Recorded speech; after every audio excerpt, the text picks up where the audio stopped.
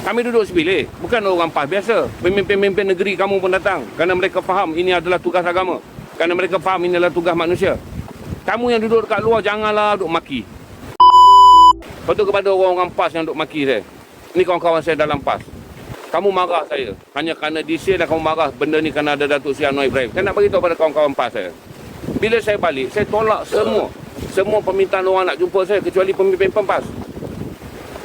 Orang PAS yang duduk maki saya ni. Waktu saya balik daripada Sumut, saya tolak pertemuan dengan semua orang.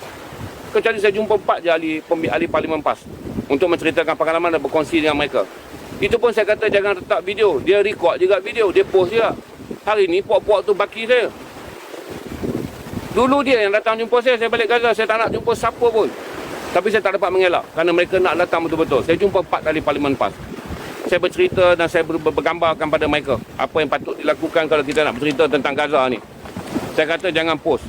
Dia ambil video, dia post hari yang saya berguna untuk mereka, tak ada baki saya. Baik, bagi yang mereka menyokong parti-parti yang lain. Saya tak pernah interview orang PKR sepanjang saya buat podcasting. Yang saya interview Datuk Tan Sri Mahyudin Yassin. Yang saya interview Tan Sri Mahyudin Yassin ketika dia telah tidak menjadi Perdana Menteri. Jadi bila sekarang tuan-tuan dah nampak saya bercakap tentang minyak dan tuan-tuan nampak saya naik kapal, tuan-tuan maki saya seolah-olah saya ni orang kerajaan. Saya datang kerana Gaza dan ramai orang datang pada Gaza, pada kawan-kawan PAS jaga. Kamu duk maki macam-macam dalam kapal ni, ramai orang PAS yang menyertai kami. Tapi kami dah lama lupakan hal bendera politik. Kami duduk sebilik, bukan orang PAS biasa. Pemimpin-pemimpin negeri kamu pun datang kerana mereka faham ini adalah tugas agama. Kerana mereka faham ini adalah tugas manusia. Kamu yang duduk dekat luar, janganlah duk maki. Kerana salah satu daripada tulang belakang perjuangan ni daripada dulu adalah PAS. Bila bercakap tentang Gaza, tapi mereka tak pakai baju politik, mereka tak pakai nama pemimpin politik. Bila mereka datang bawa benda yang absah, iaitu mereka mencintai Gaza dan misi ni mereka faham, bukan misi politik. Saya datang lepas pun ada orang PKR, seorang budak PKR dengan saya. Ada juga budak muda. Isu pun. Kami duduk satu kapal, kami duduk satu keadaan yang susah bersama. Kerana kami sedar bahawa benda ini adalah benda yang bersangkutan dengan Gaza, tak bersangkutan dengan parti, tak bersangkutan dengan undi. Dia bukan tentang Perdana Menteri, dia bukan tentang Ketua Pembangkang. Jadi saya nak bagi tahu pada tuan-tuan, berhentilah maki.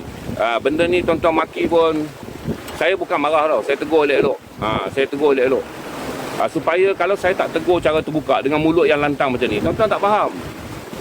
Tuan-tuan akan berpusing-pusing kata, saya orang tua yang tak ada risau apa satu pun. Saya tak ada risau apa satu pun. Berkata benar kepada bangsa saya adalah perkara yang paling teringin saya buat. Kerana dalam kalangan kita adalah berkata benar tentang bangsanya adalah perkara yang paling kita takut. Waktu awak nak tunggang saya, awak nak bawa saya ke majlis-majlis di negeri Kedah, kononnya saya ni anak Kedah, saya ni hero Sumut. Awak cari saya. Saya memanglah tak akan pergi kerana saya akan mengelak berada di mana-mana acara yang ada bendera politik. Sebab daripada dulu saya kata, salah satu benda yang akan menjamin kesejahteraan saya menjadi rakan kepada tuan-tuan dalam media sosial adalah saya kena sejahterakan diri saya bebas politik. Saya tak pergi. Dulu kamu cari saya, suruh pergi, saya kata tak boleh.